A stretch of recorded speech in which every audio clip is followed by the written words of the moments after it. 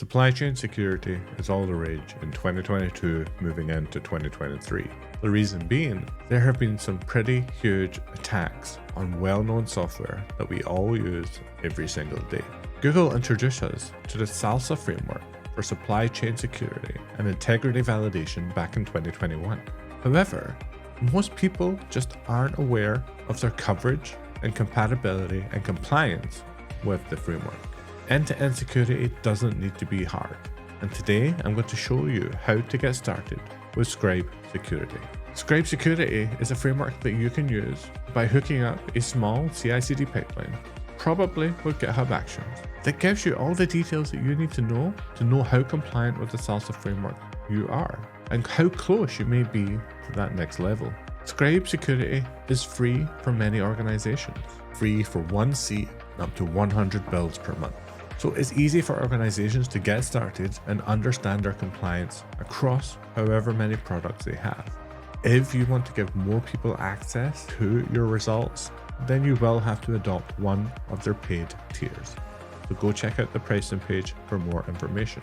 Everything I'm doing on the video today is 100% under the free plan. And also, this video is sponsored by ScribeSecurity. They sponsored my time to take a look at their framework and show people how to get started. So without further ado, let's dive in. So let's start with what I've scanned so far. When you sign up for ScribeSecurity, you will get the demo product, which scans a Mongo Express server. We can see that the integrity is validated, and we'll get into that in a moment. We can see the scan date and time, the number of components, number of vulnerabilities, and SALSA level and compliance, as well as the NIST score. I've also forked a real open source project called Directus, which is a headless CMS that powers data frameworks with their Studio UI. I forked this instead of using any of my own repositories just because it is a complete product that you can use today. A lot of the code that I have in my repository is for automation, platform, and even clustered. Not something that I would specifically ship to an end user. So I wasn't getting the full value from the scans. So for this demo, let's focus on Directus. When we click on it, we can see all of the versions. Every time you push to the main branch or cut a release with a tag, you can have the CI/CD workflows run against your software, giving you a new version. What I like about this, and I'm going to show you before we even dive into any of the results, is that we can publish these results, giving access to our customers or our partners who maybe want assurances to our security compliance. When we click on a version, we get a nice overview of all of the scans that ScribeSecurity has done against our repository and our build artifacts. And you can see that Directus is already SALSA level 2 compliant. Hey! For SALSA level 3, there are 2 tasks out of 12 that need to be completed.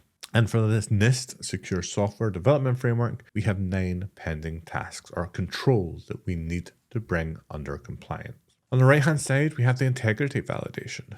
This shows us how many open source packages Directus is consuming under the hood, a whopping 1,071. Of course, this is a TypeScript project using NPM and Node, so of course, there's going to be a lot of dependencies.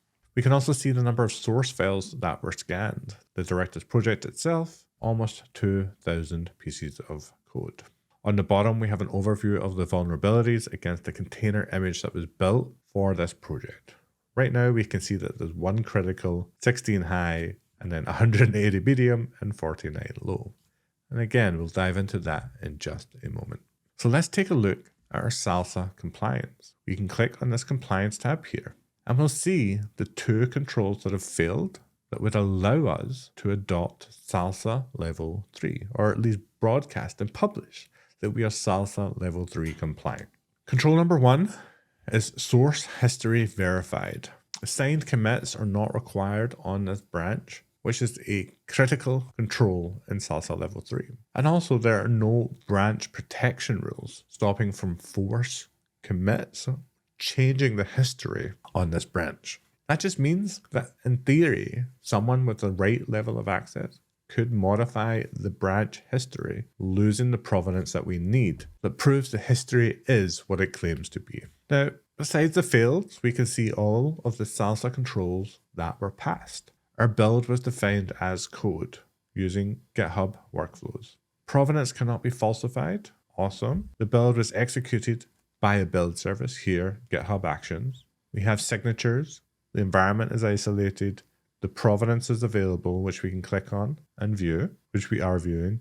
And all of our code is in version control. We can then see the NIST field controls below. We can see that we don't have automatic package scanning for license implications, the organization's domains, and a secure verified next to his name, and so forth. Now, it's up to you as an organization and as a team to understand the level of compliance that you want for your software and you want to give assurances to your customers. So really take these controls as a guide. If you want to get to SLSA level 3, start configuring the GitHub permissions that give you those assurances. What I like about some of these controls is that ScribeSecurity isn't just taking a look at my repository and the artifact. It's actually taking a look at the GitHub settings, like these two here. It understands that the branch protection rules are available, but they're just not configured the way that we need. So that's pretty neat. Moving over to vulnerabilities, we actually get a now understanding of the packages being consumed by our software. And we can see the one critical, which was updated on January 24th, which is for this CVE here, like so. So it's always great when things that are doing security scanning link you back to the source material. It tells you the database that it came from, the CVSS score, which we all know is hit or miss, again, is there to give you more information and context to make decisions yourself. We can see the affected version of the package, and now we have an understanding that maybe there is an update and we can go take a look at that to see if the CV has been rectified upstream. If you want to sort by any of these, you just click the headers, much like we would expect with any UI, like so. Next, we have a software bill of materials generated for our application. And we even can see if the integrity is validated across each of these dependencies. This uses an open source tool that we covered just recently on the Raw Code Academy called GitGet. If you're curious about that project and how it works, go click the link in the description after this video. So we can see which packages have their integrity validated when some are not covered. And to be honest, that is okay. It just means that they don't have all the same controls in place on their repository to protect the assurances that we need with the frameworks. We can see the package manager used for all of these, and given that this is a TypeScript project, of course, it's NPM all the way down. Then we can click on licenses. From here, we can see all of the licenses, all of the dependencies to understand what the coverage is across them all. This is something that we often don't even think about as we NPM install new packages into our projects. Are we governed by any licenses that we didn't know? So this is probably where your legal team may want to spend some time. If your application is not open source, you may have to make sure that you are adhering to the license and the rights given to you, permitted by the upstream open source license available. Then we have our context. This just tells us the Git repository and everything else from the build system that we need to understand how all this information was generated. So how did we get all of this wonderful information about our repository and our container image? Let's pop open the GitHub action. I've given it a name called ScribeSecurity, and I've asked it to run on all pushes to the main branch. As with all GitHub actions, we check out the source code or the repository, and then we're using the ScribeSecurity GitHub actions themselves. Here, we're saying use ScribeSecurity action bomb. We give this an ID so that we can reference the output of it later, and we're telling it to scan the current working directory. You can generate the artifacts without uploading them to Scribe if you want, but you can enable the Scribe integration and provide a client ID and client secret. You can also provide a product key, which means that you can name what the product is in the Scribe UI.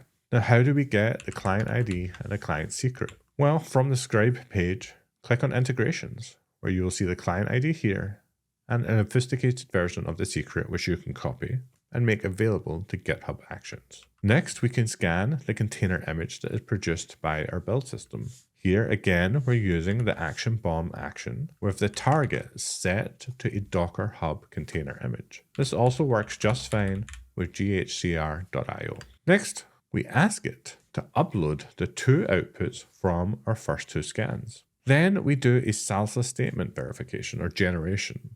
We were just asking action bomb to run one more time. This time we're asking for a format as a SLSA statement.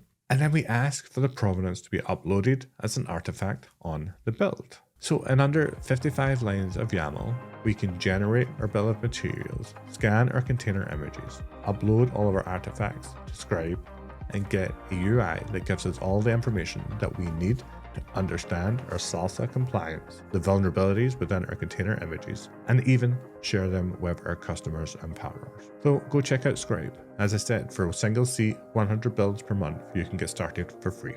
Enjoy.